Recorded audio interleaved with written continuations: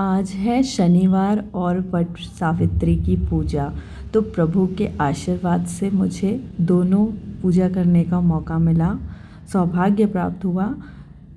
तो सबसे पहले मैंने पूजा अर्चना की और उसके बाद वट वृक्ष की पूजा हुई। तो आज का मुहूर्त 2 टाइम में था।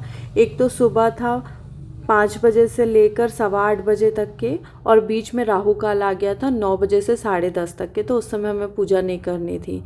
तो हमने तो सोच के रखा था कि पूजा हम सुबह ही कर लेंगे, नहीं तो फिर अभिजीत मुहूर्त था 11:51 से 12:40 तक के। तो अब पूजा की हम तैयारी कर लेते हैं। तो तैयारी तो वैसे कल से करके रखे थे, और पूजा करने से पहले सबसे पहले हम कलश की स्थापना करते हैं। तो कलश को हम डायरेक्ट नहीं रखते, तो उसके पहले हमें चौक पूरना होता है। अष्टकमल दल जो भी आप बनाएं नीचे रखें ज़रूर। कलश बनाने को रखने के पहले चौक ज़रूर पूरे। और सामने में हमने रखा था गौरी गणेश को, और हमारे वट वृक्ष रखे हुए हैं, उन्हीं के जस्ट सामने ही हमने चौक पूर के कलश रख के गौरी गणेश रख दिया। और यहाँ पर हमारी पूरी पूजा की तैयारी हो गई थी।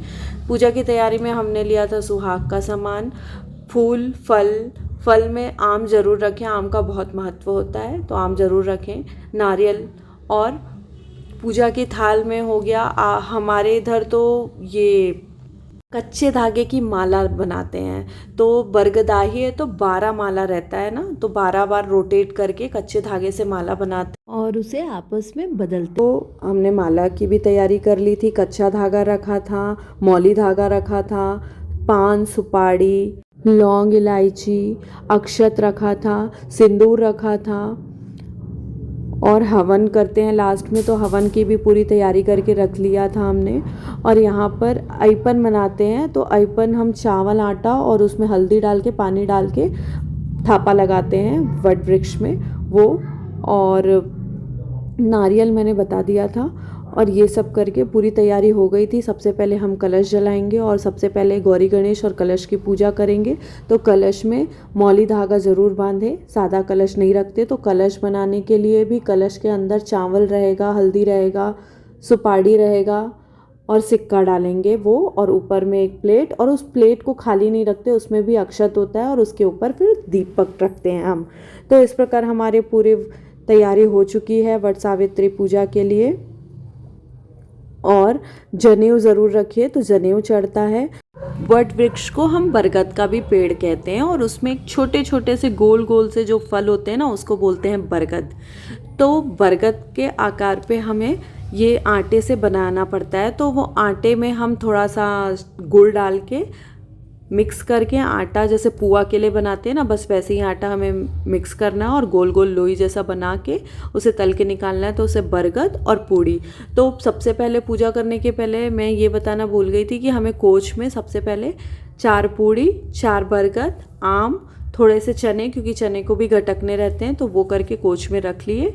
और उसके बाद पूरी पूजा, पूरा चढ़ावा अर्पित करने के बाद लास्ट में हम हवन करेंगे, और हवन करने के बाद फिर आरती करेंगे। तो आरती करने के पहले हम कथा वथा सब सुन लेते हैं, उसके बाद आखिरी में हम आरती करते हैं।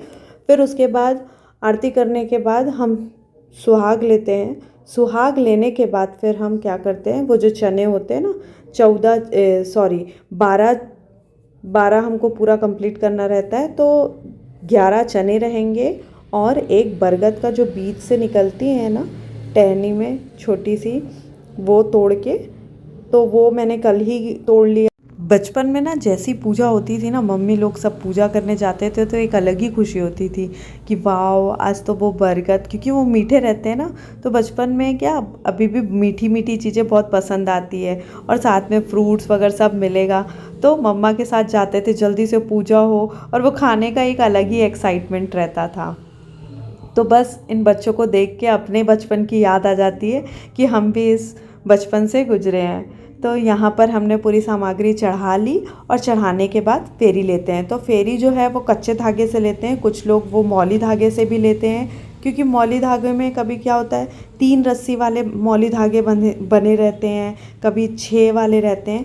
तो यदि 6 है तो बरगद के पेड़ में जैसे बरगदाही बोलते हैं उसे, वट वृक्ष की पूजा होती है तो वरगदाही भी कहते हैं। तो 12 आता है ना, तो 12 बार हमें राउंड करना रहता है। तो यदि हम कच्चा धागा ले रहे हैं तो 12 बार घूमना पड़ता है हमें।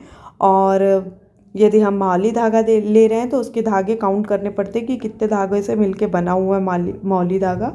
तो वो 3 से रहता है, तो 3 3 4 12, तो वैसे करके 4 टाइम्स फेरी लेते हैं। और यदि 6 वाला रहता है तो 2 टाइम्स फेरी लेते हैं।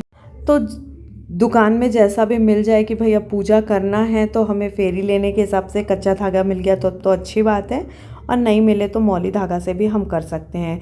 कुछ सामग्री यदि हमारे पास नहीं रहती है तो हम अक्षत में ही उससे बोल के भगवान को बोलते हैं कि भगवान ये स्वीकार कर लीजिए। तो अक्षत ही सबसे बेस्ट रहता है चढ़ाने के लिए यदि कुछ मिसिंग है तो हमारे पास हमें पान के पत्ते नहीं मिल पाए थे तो हमने उस अक्षत ही चढ़ा दिया था पान के पत्ते की जगह। तो फेरी लेने के बाद हमारा हवन भी हो चुका है, हमारी पूजा पूरी कंप्लीट हो गई है। हमने कहानी भी सुन ली थी और उसके बाद हमने आरती करना शुरू कर दी। तो यहाँ पर आरती भी हो गई है। अब आरती होने के बाद अब हमें करना है वो चना गटकना है ना, तो हाथ में चने लेते हैं और ये चने को हमें गटकना रहता है। हर जगह का कस्टम अलग अलग होता है। तो हमारे इधर ऐसा रहता है 11 चने और वो नोकीली सी निकली रहती है ना कोन जैसी, वो तोड़ना रहता है और वो सब एक साथ करके पानी में एक घूंट में गटकने का रहता है। वट वृक्ष के आशीर्वाद से हमारी पूजा बहुत अच्छे से संपन्न हुई।